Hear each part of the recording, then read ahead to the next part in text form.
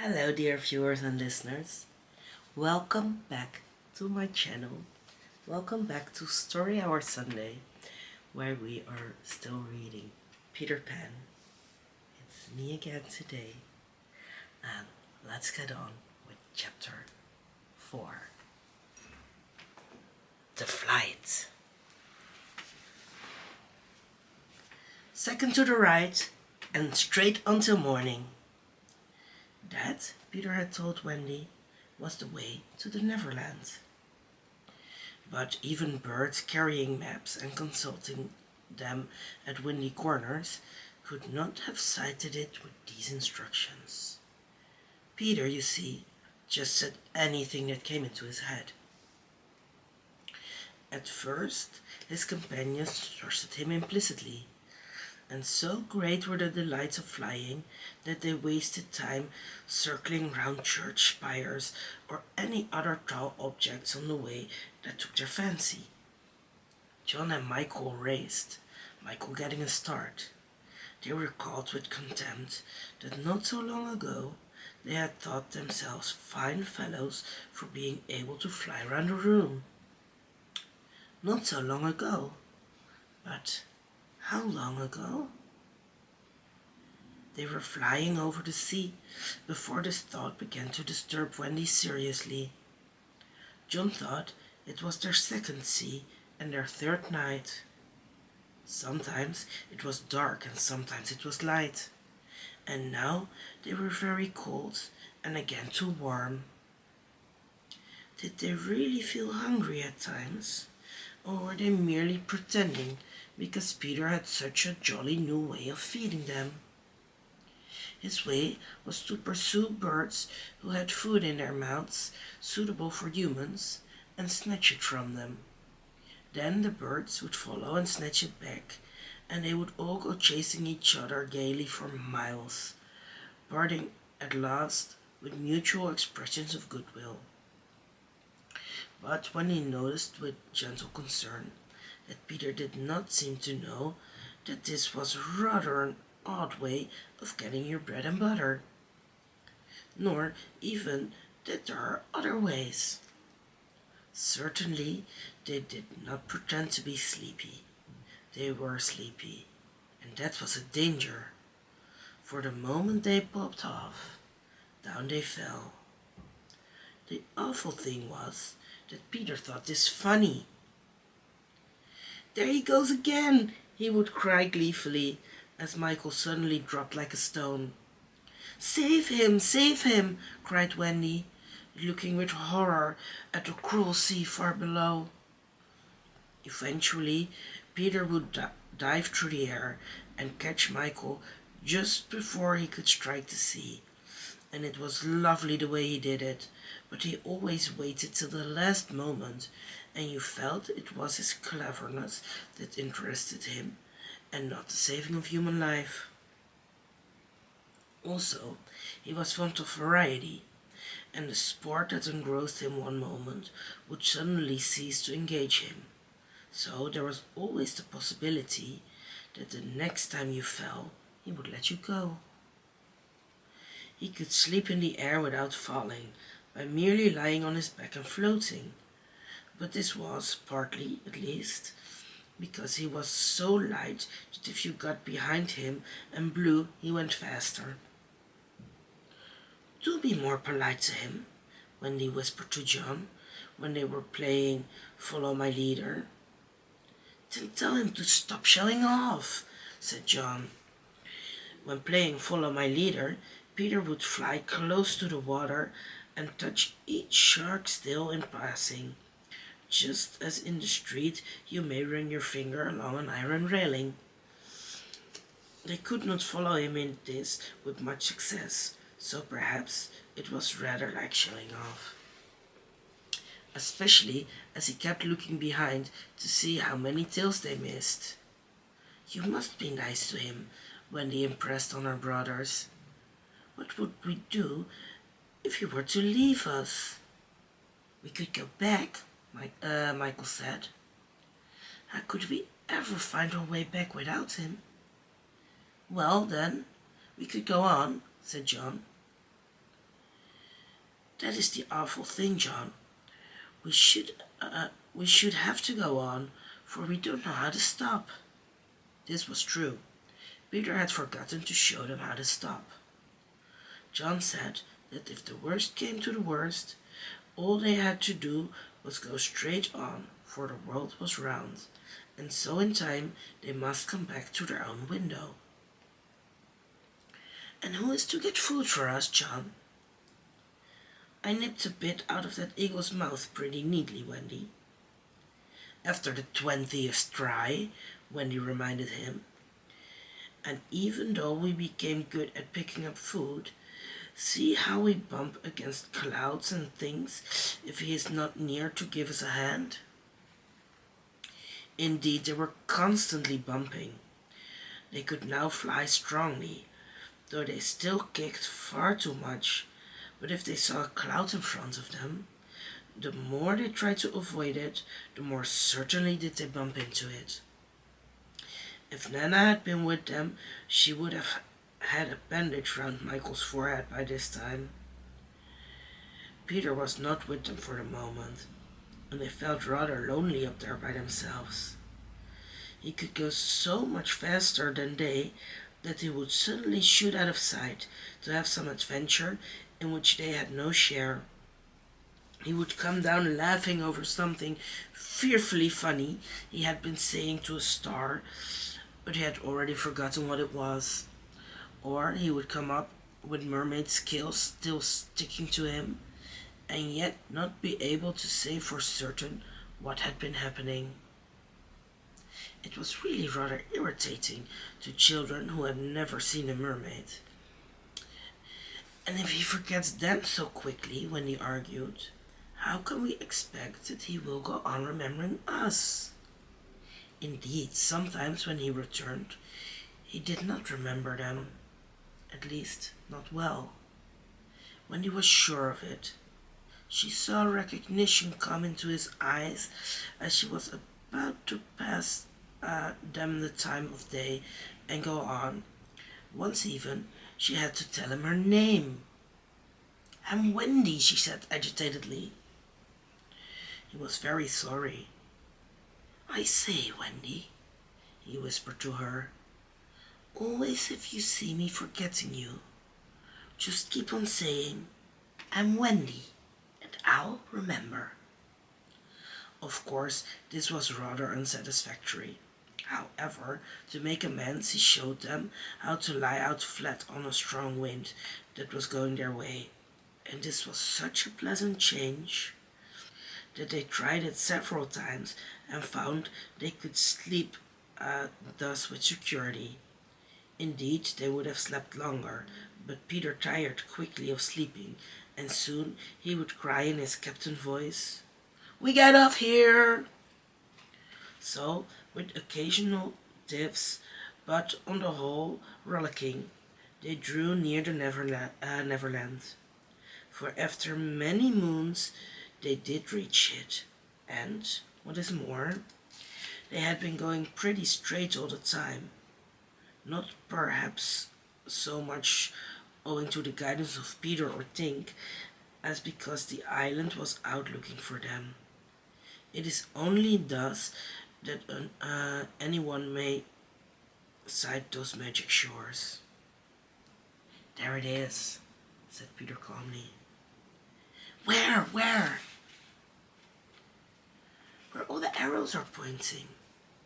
Indeed, 1,000,000 golden arrows were pointing out the island to the children, all directed by their friend the sun, who wanted them to be sure of their way before leaving them for the night. Wendy and John and Michael stood on tiptoe in the air to get their first sight of the island. Strange to say, they all recognized it at once. And until fear fell upon them, they hailed it, not as something long dreamt of and seen at last, but as a familiar friend to whom they were returning home for the holidays. "John, there is the lagoon." "Wendy, Look at the turtles burying their eggs in the sand.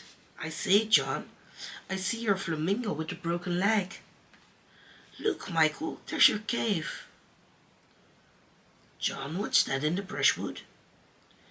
It's a wolf with her whelps, Wendy. I do believe that's your little whelp. There's my boat, John, with our side stove in. No, it isn't. Why, we burnt your boat. That's her at any rate. I say, John, I see the smoke of the natives' camp. Where? Show me. And I'll tell you, by the way, the smoke curls whether they are on the warpath. There, just across the mysterious river. I see now. Yes, they are on the warpath. Right enough. Peter was a little annoyed with them for knowing so much. But if he wanted to lord it over them, his triumph was at hand. For have I not told you that a non-fear fell upon them? It came as the arrows went, leaving the island in gloom. In the old days at home, the Neverland had always begun to look a little dark and threatening by bedtime. Then unexplored patches arose in it and spread. Black shadows moved about in them. The roar of the beasts of prey was quite different now. And above all, you lost the certainty that you would win. You were quite glad that the night lights were on. You even liked Nana to say that this was just a mantelpiece over here, and that the Neverland was all make-believe. Of course, the Neverland had been make-believe in those days, but it was real now. And there were no night lights, and it was getting darker every moment. And where was Nana? They had been flying apart, but they huddled close to Peter now. His careless manner had gone at last. His eyes were sparkling. A tingle went through them every time they touched his body. They were now over the fearsome island, flying so low that sometimes a tree grazed their face. Nothing horrid was visible in the air, yet their progress had become slow and labored, exactly as if they were pushing their way through hostile forces. Sometimes they hung in the air until Peter had beaten on it with his fists. They don't want us to land, he explained. Who are they? Wendy whispered, shuddering. But he could not or would not say. Tinkerbell had been asleep on his shoulder, but now he wakened her and sent her in front. Sometimes he poised himself in the air, listening intently with his hand to his ear, and again he would stare down with his eyes so bright that they seemed to bore 2 holes to earth. Having done these things, he went on again. His courage was almost appalling. Do you want an adventure now? He said casually to John. Or would you like to have your tea first?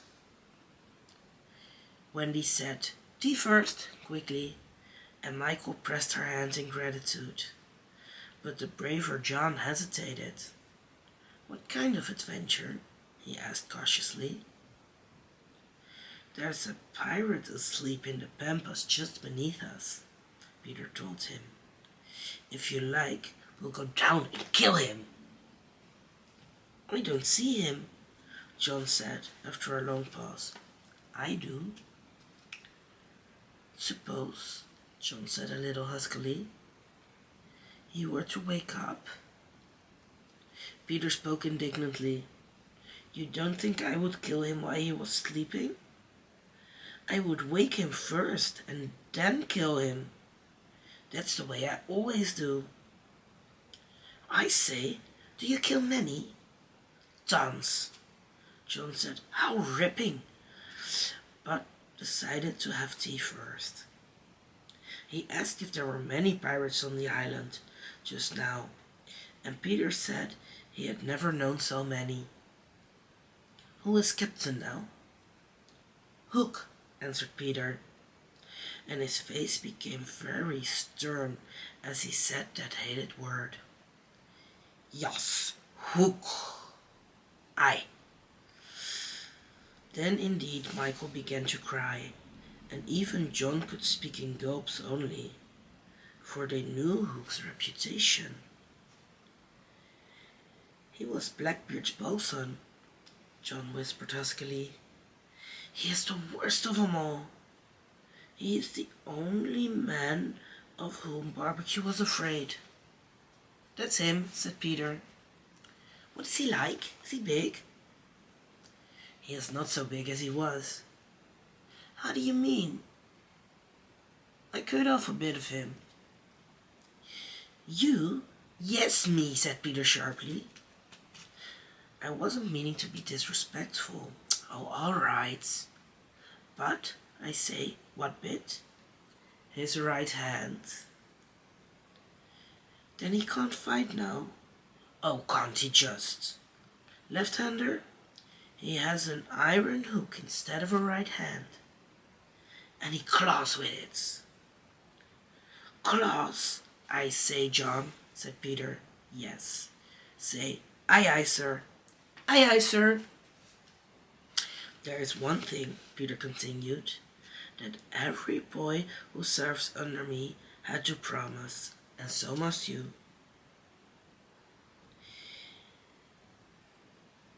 John paled. It is this. If we meet Hook in open fight, you must leave him to me. I promise, John said loyally. For the moment, they were feeling less eerie, because Tink was flying with them, and in her light they could distinguish each other.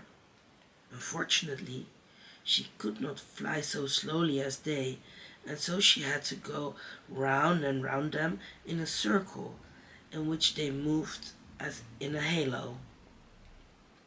Wendy quite liked it, until Peter pointed out the drawback.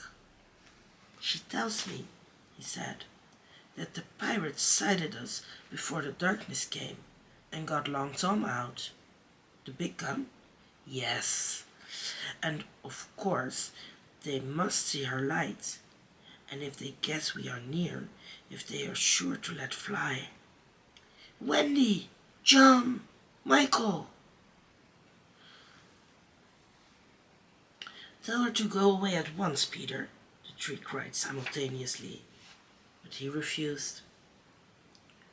She thinks we have lost the way, he replied stiffly, and she is rather frightened.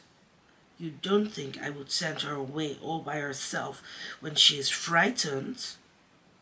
For a moment the circle of light was broken, and something gave Peter a loving little pinch. Then tell her, Wendy begged, to put out her light. She can't put it out.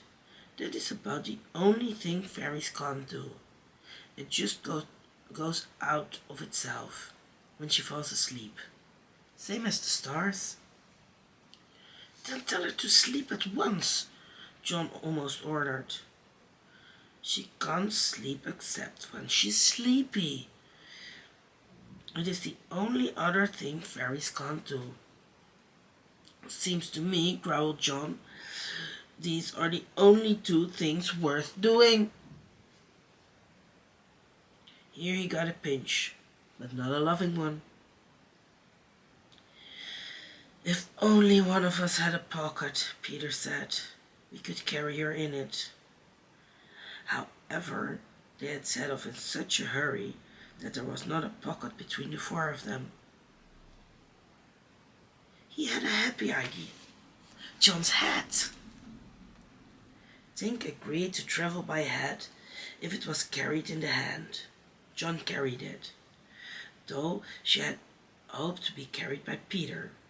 Presently, Wendy took the hat, because John said it struck against his knee as he flew, and this, as we shall see, to mischief, for Tinkerbell hated to be under an obligation to Wendy.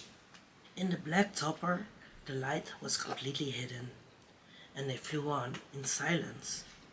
It was the stillest silence they had ever known, broken once by a distant lapping, which Peter explained was the wild beasts drinking at the ford, and again a rasping sound that might have been the branches of trees rubbing together, but he said it was the natives sharpening their knives.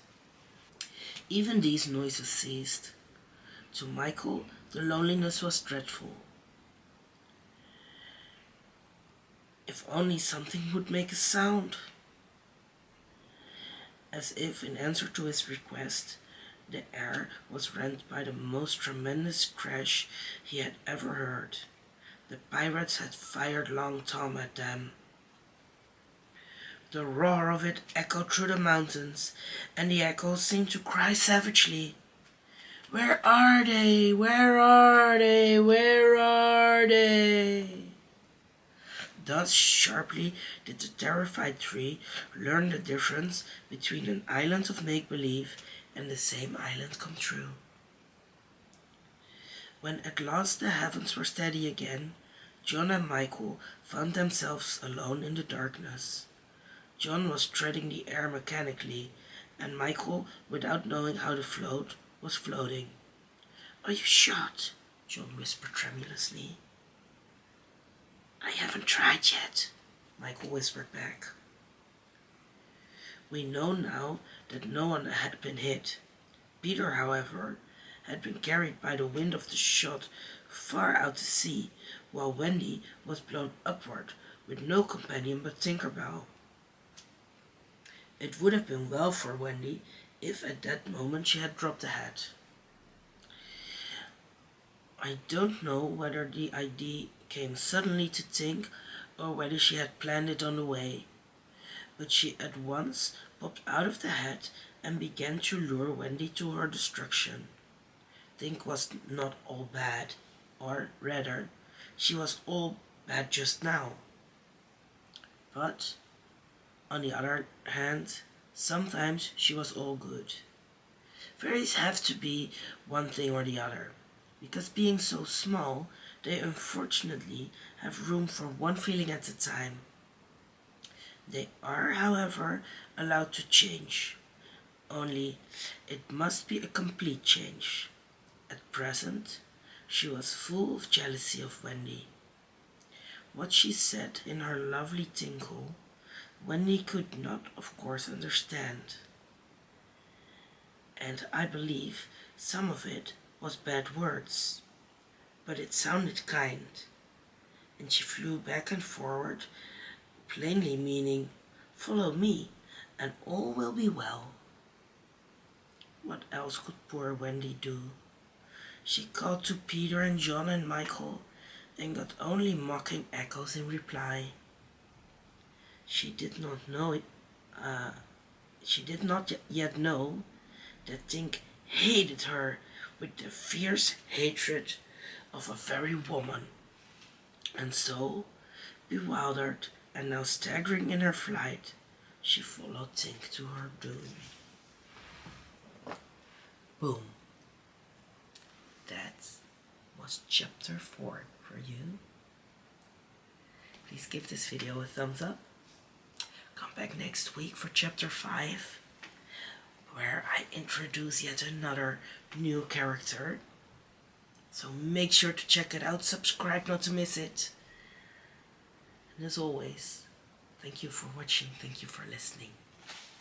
And until next time, bye.